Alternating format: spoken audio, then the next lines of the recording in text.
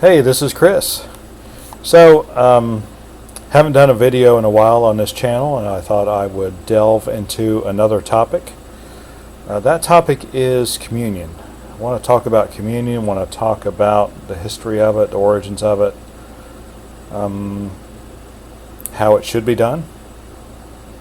So, I have some conclusions, but I would rather, instead of just laying it out for you exactly right now, I think it would be beneficial if we went back to the origins of communion, the origins of the Last Supper.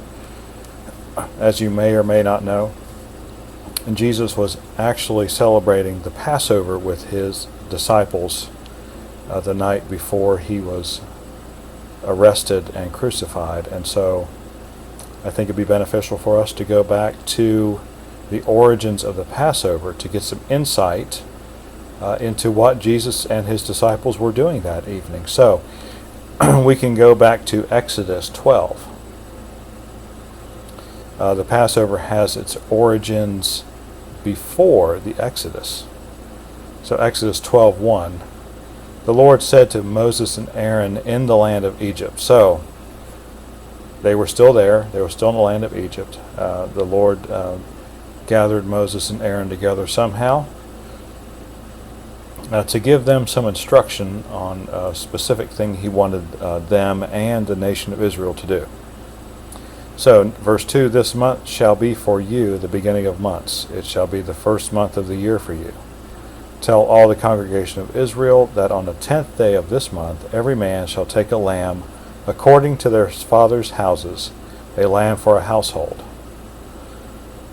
So the first rule of the Passover is that every family should take a lamb. But then that gets modified just a tad in verse 4, which says, and if the household is too small for a lamb, he and his nearest neighbor shall take according to the number of persons, according to what each can eat.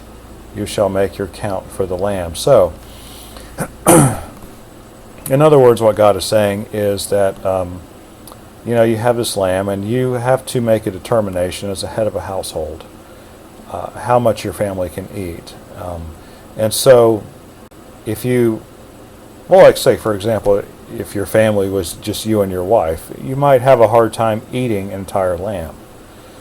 So if you made a determination you could not eat an entire lamb, you were to seek out a neighbor, I suppose, and see if they would join with you and see if you all could eat a lamb together.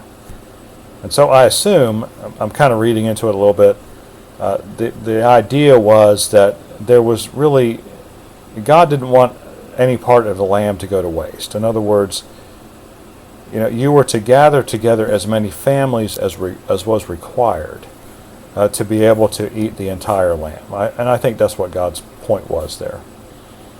He didn't want anything to go to waste.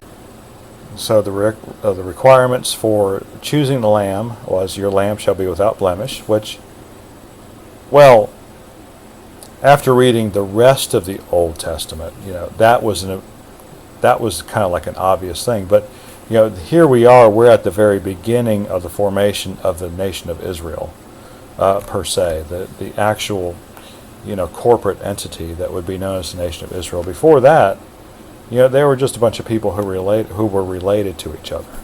But now, as God is actually calling out a nation to Himself, and these are the seminal requirements to be a member of that nation. And so,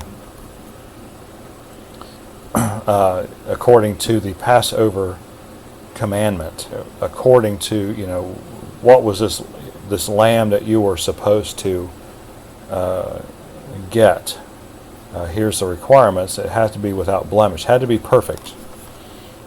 Of course, as we talk about the Passover, we talk about these kinds of things, we have to keep in mind that all these things in some way foreshadow Jesus Christ and His coming to the nation of Israel. That's who He came to first, right? And so, we could go back and even say, just a couple verses, and we would say, well, every man shall take a lamb according to the Father's house, all that you are capable of eating. And so, we we can that kind of foreshadows John 6, where Jesus says that unless you eat my flesh and drink my blood, you have no part of me. I mean, that's pretty Christological, if I might throw out a theological term. So your lamb must be without blemish, a male, a year old. And then he says, later on in verse 5, you may take it from the sheep or from the goats, which I guess in many ways I'm your typical New Testament kind of guy, and I just kind of take things for granted a lot of times. And so oftentimes when I go back into the Old Testament, I don't understand some of these nuances. But this whole idea that you can take it from the sheep or the goats. I mean, what does that make you think of? I mean, it makes you think of the sheep and goats judgment, doesn't it? But God was saying, well, it doesn't matter if you take it from the sheep or the goats. I'm not exactly sure at this moment, because really I just started thinking about doing this video series last week, and so I had this idea in my head, and of course, like so many ideas in my head, this one is being a little bit shifted by the details of what I'm reading, not the whole overarching picture. I mean, that's pretty clear, but you hit a little detail like this. Well, the lamb can be a sheep or a goat, and you think, okay, well, then that really changes if you think about it, doesn't that change your perception of what it means to be a lamb? I mean, because I think we all think of a lamb as being a sheep, don't we? But God considers a lamb to be a sheep or a goat. And I don't really know exactly the ramifications of that, but that's very interesting to me. So you take a lamb from its sheep or a goat, a male without blemish, on the 10th of the month. Not really quite sure exactly why you had to get it on the 10th of the month, except maybe just to have it in your possession, maybe. I don't know. And you shall keep it, verse 6, you shall keep it until the 14th day of this month, when the whole assembly of the congregation of Israel shall kill their lambs at twilight. Now we know that to the Jews the day started at twilight, and so the 14th day of the month, the twilight would be the beginning of the 14th day. We in the West, of course, consider dawn to be the beginning of the day. Well, technically speaking, we consider midnight to be the beginning of the day, but no, really dawn is beginning of the day. Technically, legally, maybe it is at 12:01 a.m. And so but my point is, I think, is that just as we think of the beginning of the day in a certain way, the Jews thought of defined is a better word than thought of, defined the beginning of the day at twilight. And so that's very important, because you have to think about that. It comes into play a lot, especially in the narratives concerning Jesus' arrest and crucifixion in the Gospels. And so you're to take this lamb, each household or multiples of households, as was required to be able to eat each lamb, and they shall kill the lamb at twilight. And the thing is, this is what is interesting to me. Each individual household or smallest multiple of households that were required to eat a lamb killed their own lamb. In other words, each household made their own sacrifice. Each man of each household was responsible for making his own, on his own part. It was effective, in other words, for himself. It was effective for his wife. It was effective for his children. And to me, this is just such a great example of foreshadowing from the Old Testament. Because, well, I really don't... Hey, think about it for yourself. Think about it for yourself, isn't it? Think about it, and think about the ramifications of, each man, every household,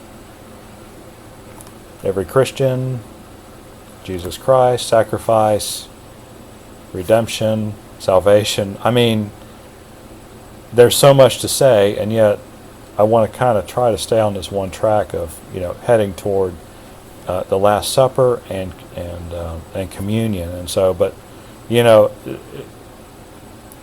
if you have some insight, the ramifications and the relations and I'm not quite sure what word I'm looking for. The connections, maybe, is what I'm looking for. The connections between, what God is saying here and what we are supposed to be experiencing now. 1400 or so BC, 2000 or so AD, and yet look at the connections between what they did and what we're doing now. It is pretty amazing. And so then verse 7, then they shall take some of the blood and put it on the two doorposts and on the lintel of the houses where they eat it. What was that for? It was to protect them from the angel of death. The blood, of course, is obvious, right? To protect them from the angel of death, who is coming as a final judgment upon the nation of Egypt to kill the firstborn of every family who did not do what God had commanded here. And, I will point out very quickly that, if you were a Jew and you didn't do what God said here, you weren't spared the wrath of God here. And that's very important to know. So this was, I always get into trouble when I try to explain this kind of stuff, but it was a matter of faith, but you still had to do something, because God commanded it. And if God commanded it and you did it, then you receive the rewards for doing it. And this was the beginning of a works-based relationship with God. This was the beginning of Torah, where there wasn't any requirement that you really had to believe in what you were doing. You had to do it. Now we can argue that, well, if you didn't believe it, you wouldn't do it. Well, okay, I can get that. But you know what? That's not in the rule. There's a rule you had to follow. If you followed the rule, you gained the blessing, and that's what's going on here. And so, and then the rest of the verses here in verse 12 go down through how the lamb was to be prepared. When it was to be eaten, it was to be eaten that night. Let none of it remain until morning. If anything remained until morning, it was to be burned. In other words, it was to be destroyed. And you were supposed to eat it in a certain manner with your belt fastened. Verse 11. Sandals on your feet and your staff in your hand, you shall eat it in haste. It is the Lord's Passover. And of course we think about that. Think about the Last Supper. Jesus and his disciples ate the Last Supper. And then what did they do? Think about that.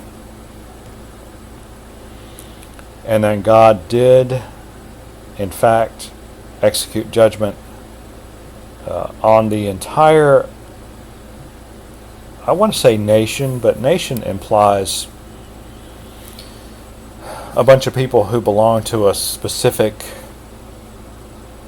national identity, maybe, and that's not what he means. He means everybody in that I think he means more in that geographic area. Well, he means one national as we think of it to a lesser degree, geographic area to a slightly larger degree. So anyway, we've now had our introduction to the Passover. We understand what it was, who was supposed to do it, who was supposed to offer the sacrifice. I think, to me, that is the biggest insight that I've seen so far, that each member each male, each head of household, in other words, was expected to offer the sacrifice. There were no priests involved. There were no intermediaries. It's like God said, "Hey, do this." I mean, of course, Moses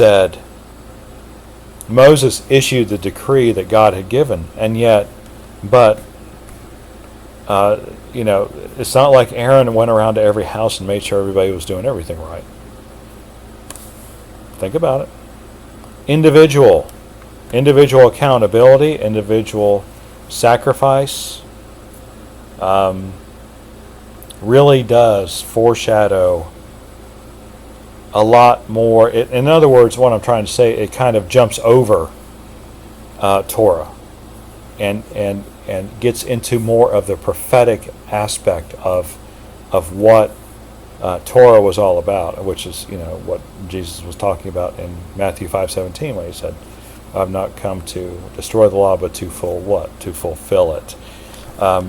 It pointed towards him. This is clearly, with its individualistic, familial characteristics, pointing towards something that is not national Israel. It's pointing towards something that is individual faith in God here, and Jesus Christ in particular in the New Testament. So, this is this is good stuff. So, next time we will delve further into this, give a little bit more background, because this is what Jesus was doing the night before he was crucified. This is important, and so I think we need to delve into this now that we've covered kind of the, I hate to use the phrase Jewish roots, because these people actually weren't quite Jewish yet. They were just a bunch of people living in Egypt, and God hadn't actually done anything with them. But definitely he was calling a people to himself through his commandment here. And so the people who reacted to this and responded appropriately were the ones who were spared the judgment. And I think, isn't that typical of the way God does things? So anyway, we will continue the exploration of the Last Supper and communion in the Last Supper in particular, and communion in general in the next couple videos. But I thought this was a really good start. So if you have any comments, please comment. Even if you don't agree, please comment. I would like to hear, and of course I would like to hear any disagreements, and of course I would like to hear any further insights into this, because I'm really kind of a New Testament kind of guy, and so when I go back, when I read in 1 Corinthians 11 about the Last Supper and communion and what it meant, I would like to get, but I guess what I'm trying to say is I would like to understand more about what Paul understood, because he did, because he was what? A Pharisee of Pharisees. He was a Jew of Jews. He was born of the tribe of Benjamin. He knew all this stuff, and I think when you really know something, you don't really tend to, although Paul was quite meticulous in what he explained, generally speaking, but there's a lot of things you take for granted, right? I think that's just the way it is. And so I'm trying to get a firmer grip on the background of this. So understanding the background better helps me understand what Jesus said and did and what Paul explained better. And I think that's where I'm headed with this. So, got any insight? Please share. I hope you do. Until then, God bless you.